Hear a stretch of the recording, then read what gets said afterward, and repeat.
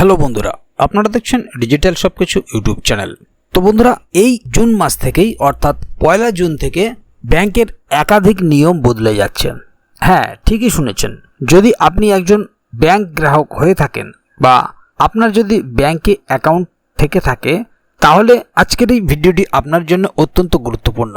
কারণ রিজার্ভ ব্যাংকের পক্ষ থেকে ব্যাংকের এমন কিছু নিয়ম বদলে দেওয়া হচ্ছে যেটা আপনার আগামী দিনে চলার পথে অত্যন্ত কার্যকরী। বিভিন্ন ক্ষেত্রে বিভিন্ন ধরনের আপডেট এর সঙ্গে জড়িয়ে রয়েছে। তাই কোন কোন ক্ষেত্রে কি কি পরিবর্তন আছে তা দেখতে ভিডিওটিকে কোথাও স্কিপ না করে প্রথম থেকে শেষ অবধি পুরোটাই দেখুন মনোযোগ সহকারে, যাতে করে কোনো জায়গায় বুঝতে আপনাদের কোনো প্রকারের অসুবিধা না হয়। এছাড়াও আপনি যদি আমাদের চ্যানেলে প্রথমবার হয়ে থাকেন তাহলে অবশ্যই চ্যানেলটিকে সাবস্ক্রাইব করে বেল আইকনটি প্রেস করে অল নোটিফিকেশনে ক্লিক করে দেবেন, যাতে করে আমাদের চ্যানেলে যখনই কোনো নতুন ভিডিও আপলোড হবে তার সরাসরি আপনার কাছে পৌঁছে যায়। তো চলুন দেখে নেওয়া যাক এখানে বিষয়টি ঠিক কী বলা হচ্ছে। এখানে দেখুন একটি আর্টিকেল প্রকাশিত হয়েছে, ব্যাংক রুলস। ব্যাংকের মিনিমাম ব্যালেন্স থেকে শুরু করে এটিএম, ইউপিআই একাধিক নিয়ম বদলে যাচ্ছে 1 জুন থেকে। গ্রাহকদের জন্য আরবিআই কি জানালো?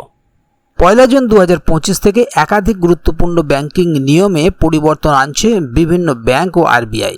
এই নিয়মগুলি সাধারণ গ্রাহকদের দৈনন্দিন লেনদেন, অ্যাকাউন্ট রক্ষণাবেক্ষণ ও ডিজিটাল পেমেন্ট ব্যবস্থায় প্রভাব ফেলবে। এটিএম ব্যবহার থেকে শুরু করে ইউপিআই লেনদেন, এমনকি মিনিমাম ব্যালেন্স সংক্রান্ত বিষয়েও আসছে বড় পরিবর্তন। চলুন জেনে নেওয়া যাক কোন কোন নিয়ম বদলাতে চলেছে এবং তার প্রভাব কাদের উপর বেশি পড়বে। Bank rules on minimum balance. কিছু সরকারি ও বেসরকারি ব্যাংক অ্যাকাউন্টে মিনিমাম ব্যালেন্সের নিয়মে পরিবর্তন আনছে।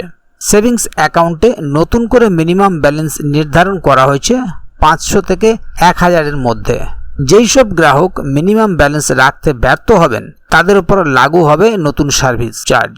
এই নিয়ম বিশেষ করে ছাত্রছাত্রী, নিম্ন আয়ের কর্মচারী ও প্রবীণ নাগরিকদের উপর প্রভাব ফেলতে পারে। ATM cash withdrawal limit. 1 June থেকে বেশ কিছু ব্যাংক এটিএম থেকে টাকা তোলার নিয়মে পরিবর্তন আনছে।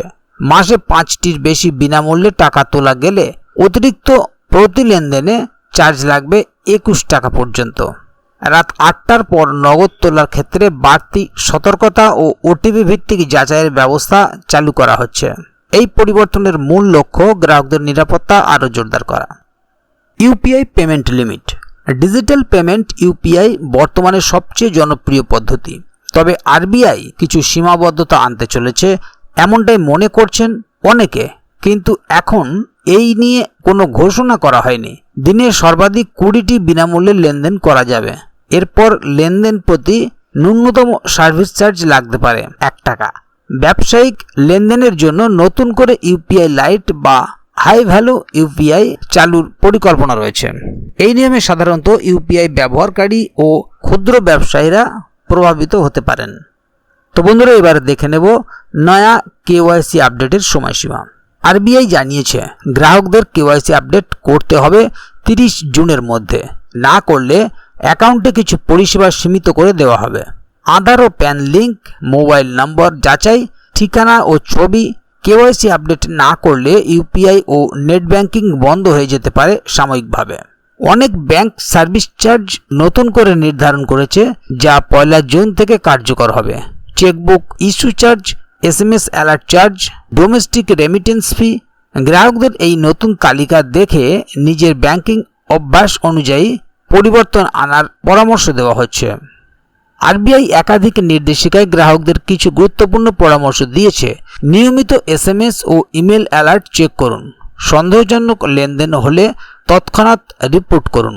সময়মতো কেওয়াইসি আপডেট করুন। এছাড়াও আরবিআই জানিয়েছে গ্রাহকদের কোনো বিভ্রান্তিকর মেসেজ বা কলে প্রতিক্রিয়া না জানাতে।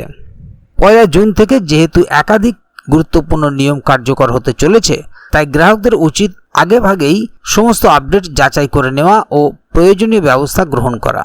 নিয়ম মানা শুধু জরিমানা এড়ানোর জন্য নয়, বরং নিজেকে সুরক্ষিত রাখারও অন্যতম উপায়।